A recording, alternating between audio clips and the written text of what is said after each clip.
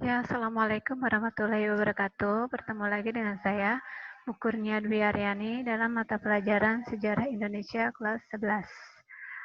11 IPA dan IPS ya, untuk minggu kedua. Nah, ini ya. Nah, sebentar. Oke. Nah, untuk pembahasan kali ini kita akan membahas tentang uh, imperialisme dan kolonialisme ya. Jadi untuk kedatangan bangsa Eropa sendiri di Indonesia, untuk kita membahas tentang Spanyol, Inggris, Portugis, Belanda. Nah, untuk minggu yang akan datang. Kalau minggu ini khusus kita membahas tentang kolonialisme dan imperialisme. Yang pertama, imperialisme. Imperialisme merupakan bentuk penjajahan berupa kolonialisme dan imperialisme. Maaf, ini judulnya ya.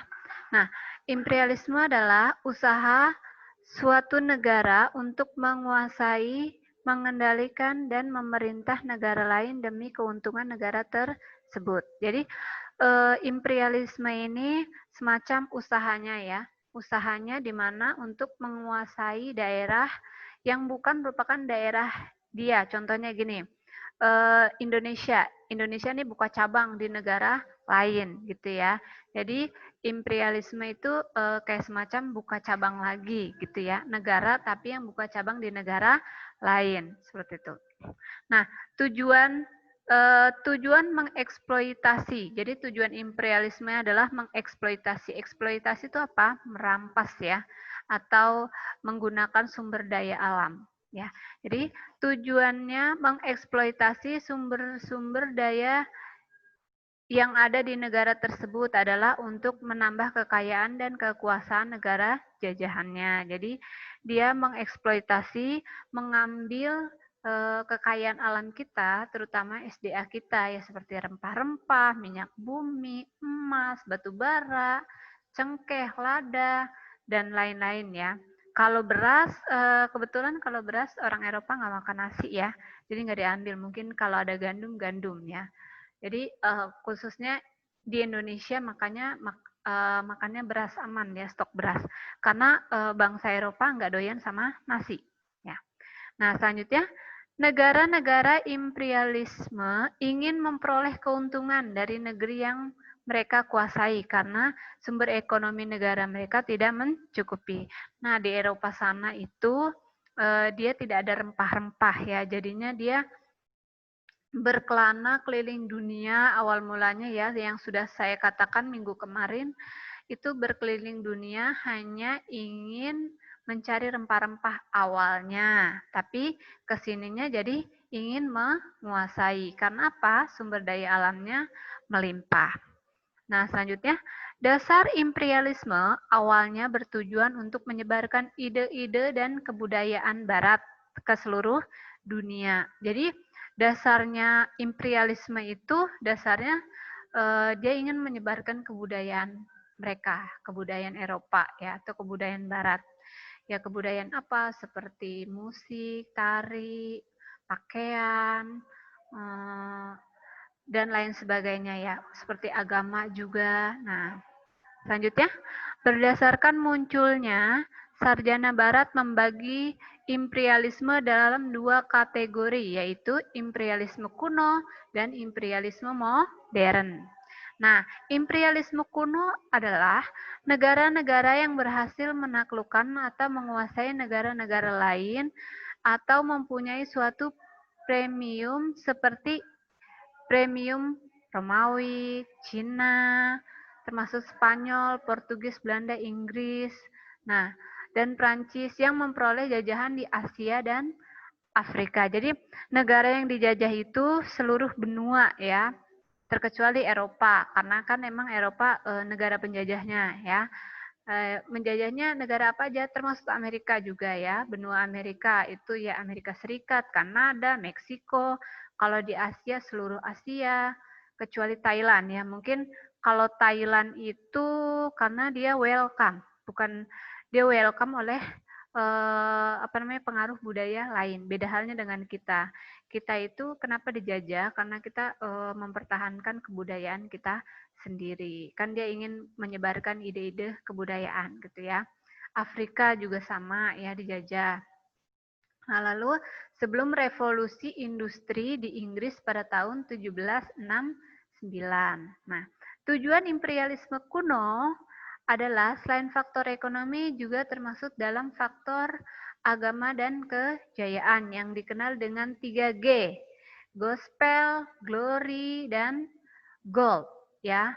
Gospel itu agama, glory itu kejayaan, gold itu kekayaan. Jadi sambil menyelam minum air, sambil menjajah ke Indonesia dan juga menyebarkan agama-agama Katolik ya. Katolik maupun Kristen ya. Jadi gitu.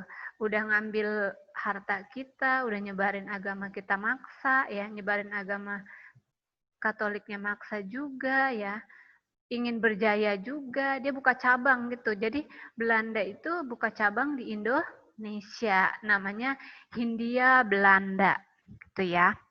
Nah, selanjutnya adapun imperialisme modern bermula setelah revolusi industri di Inggris pada tahun 1769. Faktor pendorong adanya kelebihan modal dan barang di negara barat. Jadi kelebihan mereka itu mereka punya modal. Modalnya apa sih? Ya modalnya itu, dia berkeliling dunia, otomatis menghabiskan banyak uang dan tenaga ya. Jadi modal barang dan modal uang ya. Negara-negara Eropa berlomba mencari jajahan di daerah Asia, Afrika, Amerika. Mereka mencari jajahan baru untuk menyuplai bahan baku dan memasarkan hasil industri. Jadi dia nyari bahan bakunya di Indonesia, masarinnya juga jualnya di Indonesia, seperti itu ya. Jadi kayak gitu. Nah, selanjutnya berdasarkan tujuan penguasaan imperialisme dibedakan atas imperialisme politik, yaitu upaya untuk menguasai seluruh kehidupan politik dari negara lain. Jadi imperialisme politik itu menguasai politik yang ada di negara tersebut. Kalau di Indonesia berarti politiknya itu dikuasai oleh Hindia Belanda ya. Jadi kita sebagai pribumi itu di bawah kekuasaan Hindia Belanda. Lalu imperialisme ekonomi. Apa sih imperialisme ekonomi? Yaitu suatu upaya untuk menguasai perekonomian negara lain. Jadi imperialisme ekonomi adalah mengambil hasil kekayaan alam kita, SDA kita, cengkeh, lada, kepala, teh, gandum, ya, semua hasil SDA kita diambil oleh negara Belanda. Bukan Belanda saja ya, Portugis, Spanyol, Inggris gitu ya. Merampok namanya ya. Nah, selanjutnya kita ke imperialisme budaya, yaitu upaya untuk menguasai dan mentalis dan jiwa dari negara lain. Jadi mental kita, kebudayaan kita, jadi kita pribumi itu hanya dijadikan budak oleh bangsa penjajah ya, oleh bangsa Eropa. Padahal kita tuan rumah loh, tapi kita dijadikan budak oleh bangsa-bangsa Eropa. Kitanya mau aja ya, karena itulah. Karena politik dia pinter ya. Nah, selanjutnya adalah imperialisme militer. Nah, di sini upaya untuk menguasai daerah-daerah negara lain yang dianggap strategis dengan menggunakan kekuatan militer. Jadi bangsa Eropa itu khususnya Belanda ya, menguasai Indonesia itu menguasai daerah-daerah di Indonesia, merekrut para pemuda-pemudanya diajarin militer. Nah, diajarin militer lalu nanti buat keuntungan dia. Jadi buat untuk melawan musuh dari negara dia. Jadi bukan membela tanah air kita, malah ngebelain negara penjajah. Jadi seperti itu ya. Kita diangkat menjadi militer dia, diajarin berantem, tapi untuk membela negara Belanda dari ancaman musuh, ancaman sekutu. Kan musuhnya Belanda juga ada Spanyol, Inggris, Portugis gitu ya. Nah, lanjut. Nah, selanjutnya kolonialisme. Kolonialisme merupakan pemukiman suatu negara di luar di luar wilayah negaranya, yang kemudian diklaim sebagai wilayahnya. Jadi kalau imperialisme itu berbentuk perbuatannya atau usahanya untuk buka cabang. Nah, kalau kolonialisme ini daerahnya ya atau lokasinya. Nah, selanjutnya koloni adalah suatu kawasan di luar wilayah negara asal induk. Jadi koloni itu wilayah yang di luar dari kekuasaan negara induk. Contohnya Indonesia. Indonesia mau buka cabang nih di Malaysia. Nah, itu nanti berarti itu namanya koloni. Seperti Belanda. Belanda itu buka cabang bukan hanya di Indonesia, tapi di Amerika juga ya. Di Amerika di Suriname, ya. Nah, makanya kalau kalian tahu di Suriname itu di Amerika Serikat bahasanya adalah bahasa Jawa dan Inggris ya. Inggris atau Belanda ya. Pokoknya bahasa Jawa. Kenapa bahasa Jawa? Karena banyak orang-orang Jawa yang ditransmigrasikan atau ditransfer atau dibuang ke Amerika Serikat, yaitu Suriname. Makanya kita kalau mau apa sih namanya belajar tentang sejarah, kita jalan-jalan deh ke Belanda ya, karena banyak peninggalan-peninggalan sejarah kita di negara tersebut ya, termasuk banyaklah kebudayaan kita juga yang diambil ke Belanda. Nah, selanjutnya istilah kolonialisme bermaksud memaksakan suatu bentuk pemerintahan atas sebuah wilayah atau negara lain, atau suatu usaha guna mendapatkan suatu wilayah baik paksa ataupun secara damai. Jadi kolonialisme itu bersifat memaksa. Damai juga ada. Ya kalau dia pengen bekerja sama dengan negara jajahan tersebut, kayak semacam Singapura, Malaysia, itu kan masih ada kerjasama sama Inggris. Beda halnya dengan Indonesia. Indonesia itu bersusah payahnya Indonesia berjuang melawan penjajah dan lepas dari embel-embel Belanda. Nah, kita kan lepas ya embel-embel Belanda. Kalau tetangga kita itu masih ada hubungan ya sama Inggris. Kalau kita udah lepas. Seperti Timor Leste juga, seperti Papua Nugini juga, Indonesia alhamdulillah udah lepas dari Belanda ya. Nah, pada mulanya kolonialisme mereka membeli barang dagang dari pengusaha lokal. Awalnya kolonialisme adalah membeli dan menjual barang dagang. Nah, selanjutnya sejarah perkembangan kolonialisme bermula ketika Vasco da Gama dari Portugis berlayar pada tahun 1498. Diawali dengan pencariannya ke timur untuk mencari sumber rempah-rempah. Jadi yang pertama kali punya ide penjajahan itu dia pertama kalinya menjelajah dulu, bukan penjajahan tapi menjelajah ke seluruh dunia. Untuk mencari apa? Rempah-rempah. Karena rempah-rempah di Eropa itu sulit. Nah, pada saat itu kenapa sulit? Karena dari Turki, itu di Turkinya dipersulit ya. Pas dinasti Ottoman itu dipersulit. Jadi orang Eropa memutuskan mencari sendiri ya ke wilayah Asia. Karena kan di Turki itu atau Istanbul ya atau dulunya Konstantinopel ya itu mempunyai barang dagangan disuplai dari kawasan Asia Indonesia. Nah langsung dibawa ke Turki semuanya belanja di Turki atau di Konstantinopel atau di Istanbul itu ya. Nah di Istanbul itu sulit makanya mereka mencari sendiri sampai ke Asia ya Asia, Afrika dan Amerika. Nah, selanjutnya perlombaan mencari tanah jajahan pun dimulai. Bangsa Eropa seperti Portugis, Spanyol, kemudian diikuti oleh bangsa Inggris dan Belanda berlomba-lomba mencari daerah penghasil rempah dan berusaha menguasainya. Jadi negara-negara tersebut itu berlomba-lomba ya, berhebat-hebat. Nah, awal mulanya kan Portugis nih, lalu diikuti oleh Spanyol. Nah, Spanyol itu yang dikirim kemarin yang udah pernah saya jelaskan ya, Christopher Columbus yang dia itu singgah di Amerika Yang dianggap tuh Amerika adalah India.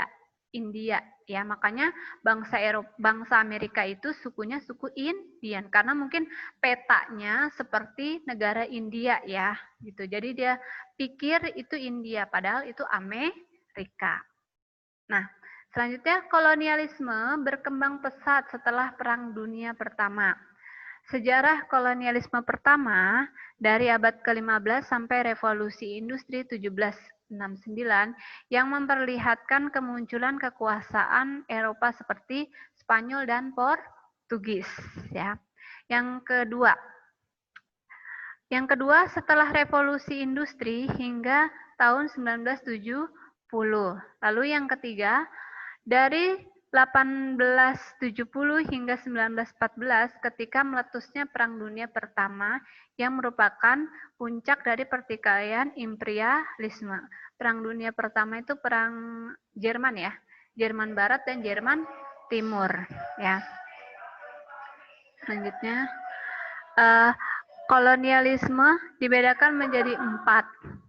Kolonialisme dibedakan menjadi 4 yaitu kolonialisme eksploitasi, yaitu penguasaan suatu wilayah untuk dikuras sumber daya alamnya. Jadi namanya eksploitasi itu mengambil sumber daya alam sebanyak-banyaknya, namanya eksploitasi atau rakus ya.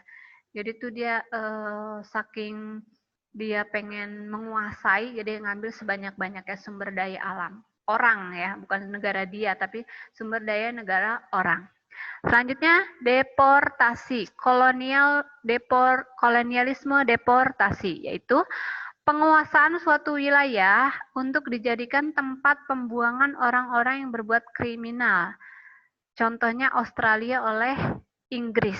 Jadi orang-orang yang berbuat kriminal di negara-negara tersebut, di negara Inggris atau negara Eropa, dibuang ke Australia. Jadi Australia itu tempat penampungan mungkin ya.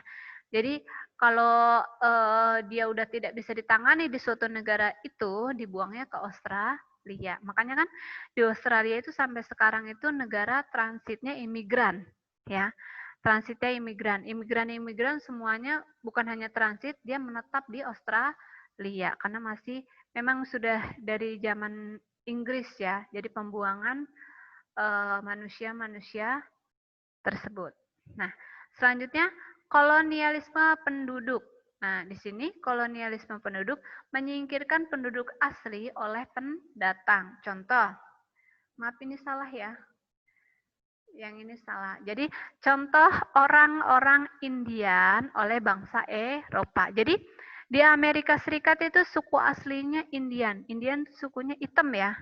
Nah, kenapa itu putih-putih orang Amerika Serikat atau orang Amerika? Nah, itu dieksploitasi atau disingkirkan oleh pendatang. Ya, jadi orang Eropa kan putih-putih ya. Jadi kalau kita suku asli dari Amerika itu hitam, suku Aztec, suku Indian, suku Maya itu suku asli dari benua dari benua Amerika. Nah, selanjutnya juga aborigin. Nah, aborigin ini suku asli Australia juga sama ya. Suku asli Australia ini juga sama dibuang oleh bangsa Australia. Jadi orang Australia itu putih-putih, padahal suku aslinya adalah aborigin. Ya. Nah, selanjutnya yang terakhir kolonialisme penduduk, yaitu penguasaan wilayah untuk dijadikan pemukiman baru bagi negara induk yang kelebihan penduduk. Jadi kolonialisme penduduk ini membuka cabang baru atau membuka negara baru guna untuk menampung warga negaranya yang sudah kelebihan. Ya. Kalau di sini mungkin kayak Cina ya, soalnya Cina itu negaranya itu udah besar, penduduknya itu udah 1, berapa M. Jadi dia membuka pindah-pindah ya, maksudnya ke negara lain ya untuk memperoleh penghidupan yang layak seperti itu. Nah, untuk minggu kedua sejarah Indonesia itu saja ya. Untuk tugas nanti mungkin nyusul pas jam pelajarannya. Jadi Sekian saja dari saya akhiri. Wassalamualaikum warahmatullahi wabarakatuh.